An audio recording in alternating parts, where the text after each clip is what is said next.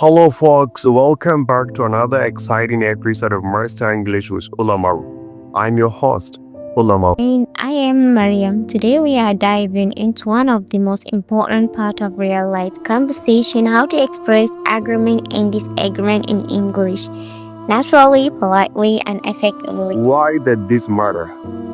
I believe we agree and disagree every day at home, in meetings, on social media, even in casual chats. But saying it well, especially in English, is a skill. Absolutely. If you always say I agree or I disagree, it can sound robotic or even too strong. We want to show you better, more natural alternative. First of all, ways to express agreement. Let's start with agreement. Here are various ways from formal to informal, from strong to mild, simple and direct agreement. When you want to express simple and direct agreement, you can just say, I agree, or that's right, or exactly. And you can simply say absolutely or definitely.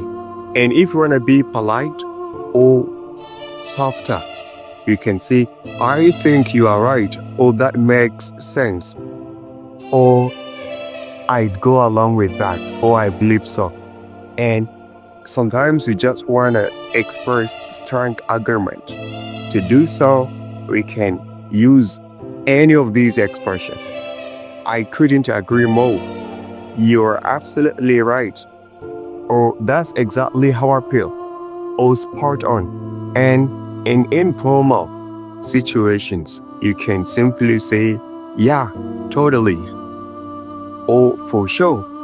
And you can simply say, you're great, or no doubt about it. Let's give a few examples. Sure, here are simple examples on us between two speakers, or let me call it conversation, between speaker A and speaker B. Speaker A, social media affects mental health. B, absolutely, I couldn't agree more. Now we can talk about ways to express disagreement. Let's talk about disagreement. This is tricky. You want to express your opinion without being rude or aggressive. We do have some different ways to do that. First of all, if you want to be soft and polite, you can say, I see your point, but you can argue your reasons.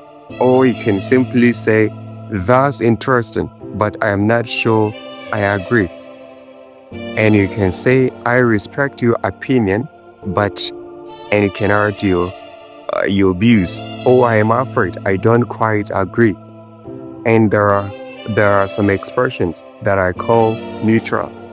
They are not formal and they are not informal. For example, I'm not sure about that, or I don't really agree. And you can say, actually, I think the opposite is true. And there is strong argument, strong disagreement. I completely disagree. Well, that's not how I see it all. And you can say, I have to disagree with you there. And we do have informal disagreement. You can say, no, I don't think so. Or, not really. And you can say, I'm not buying that. Please do a quick scan again. Speaker 1 and Speaker 2. Speaker 1 says, money is the only key to happiness.